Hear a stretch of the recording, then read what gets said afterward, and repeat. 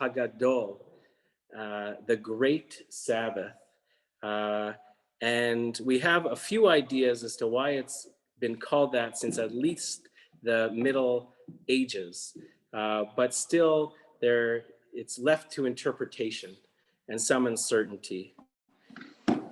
In his book, Talks on the Parsha, the preeminent modern Rabbi Adin Steinsaltz says that it might get its name because, first of all, it precedes one of our most important holidays of Passover.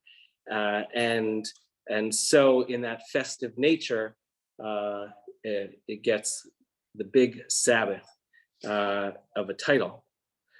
Or it could be understood not as an adjective, but as a noun.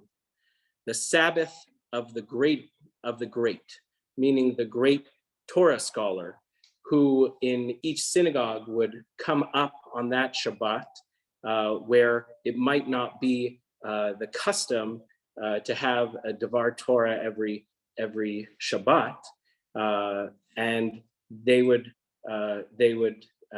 explicate for the service. So it was perhaps the Sabbath of the great Torah scholar. And the sages have also said, not without some humor, that it could refer to the length of the Devar Torah, because often this was a time for the rabbis to go up in front of the congregation and expound on the myriad of ways that you should keep Passover. And they didn't have blowtorches back then, so the list gets longer and longer every year on how you can keep kosher. So those are some of the different ways of understanding Shabbat Hagadol, this great Sabbath. But of course, for us, I certainly like the first one, where we're thinking about this epic holiday, a holiday of mythic proportions that's coming up, and it's time to prepare. And the time is quick. Perhaps not as quick as our ancestors who had but a fleeting night to pack their bags and get out, but quick nonetheless.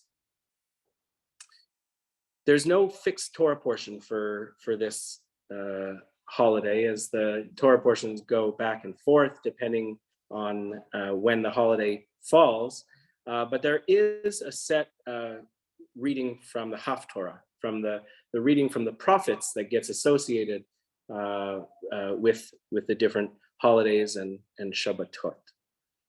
And the Haftorah, you would think on Shabbat Hagadol, you would think it talks it's expressly about Passover, because there are elements of the prophets that do speak directly to the holiday of Pesach, but it doesn't in any great and overt way.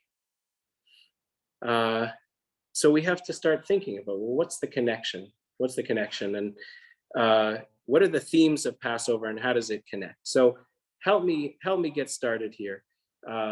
What are the themes of Pesach that this holiday that's coming up? Freedom. That was number one on my list too, Patty. Freedom. What else? Don't say brisket. That's not a theme. Yes. Resistance. I love it. Folks at home, if you want to put some ideas in the chat box, please do. I'll call them out. What else? What do we learn about? What is the telling of the story? Perseverance. Generations. Lovely.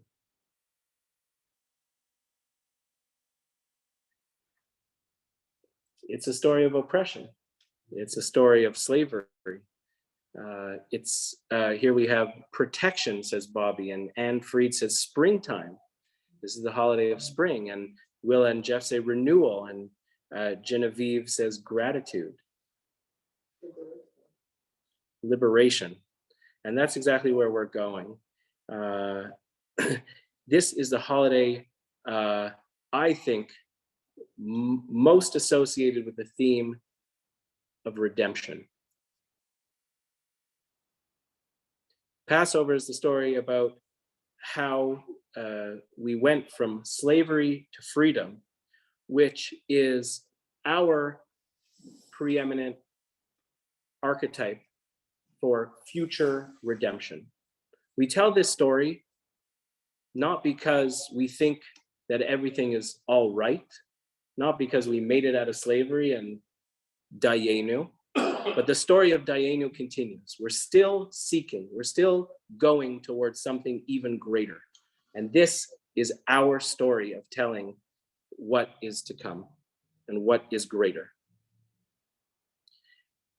Adin Steinsaltz relates, in addition to the role of Pesach as a remembrance of past redemption, it also embodies a broader conception of the world order on a larger plane.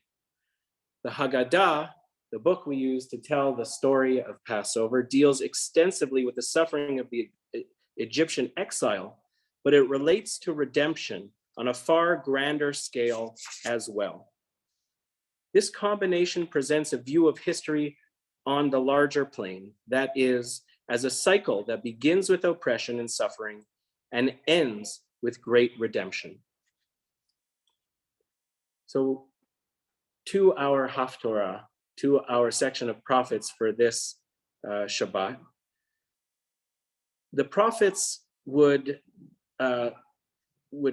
give the Israelites a very hard time. That was their job. Give the people a hard time. You could see it on the second line in their resume. They would tell the Israelites all about their sins and what they did wrong.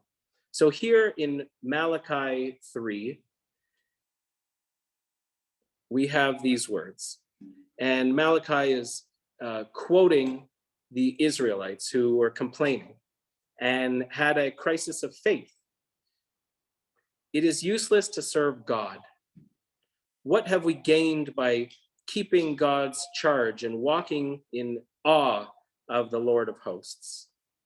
We account the arrogant happy.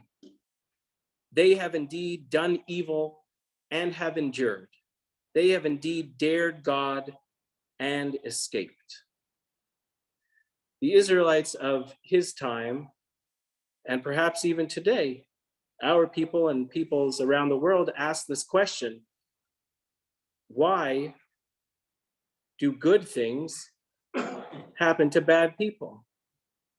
Why do the evil flourish while those who are good are in despair?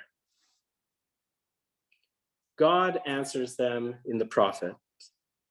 And all the nations shall account you happy, for you shall be the most desired of lands, said the Lord of hosts.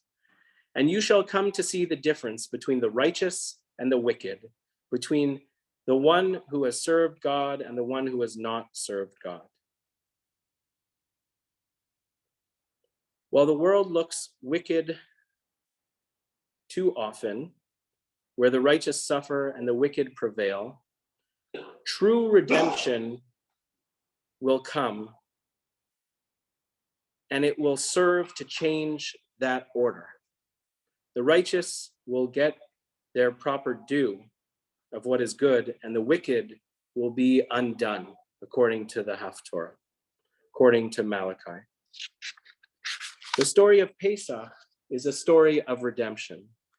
The Exodus, where those who did harm are undone, and those who were harmed come to the place of liberation. The Exodus is our prototype for freedom. We didn't quite make it to the promised land in our story, nor have we today in 2022 made it to the place of full redemption that we seek.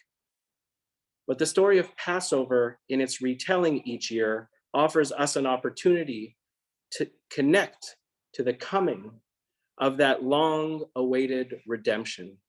And it gives us hope that redemption is possible on an even grander scale. Malachi ends with these words, inspiring words in many ways about Passover.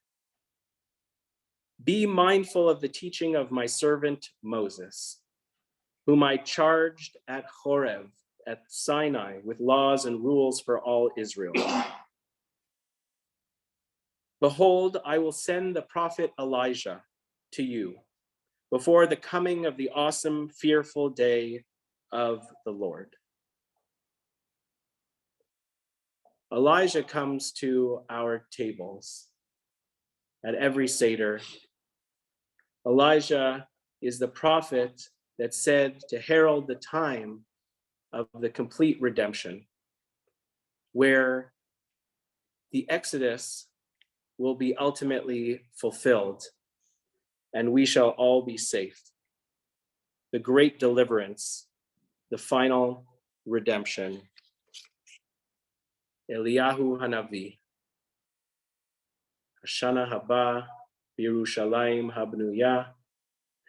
Next year in the complete and whole Jerusalem. Shabbat Shalom.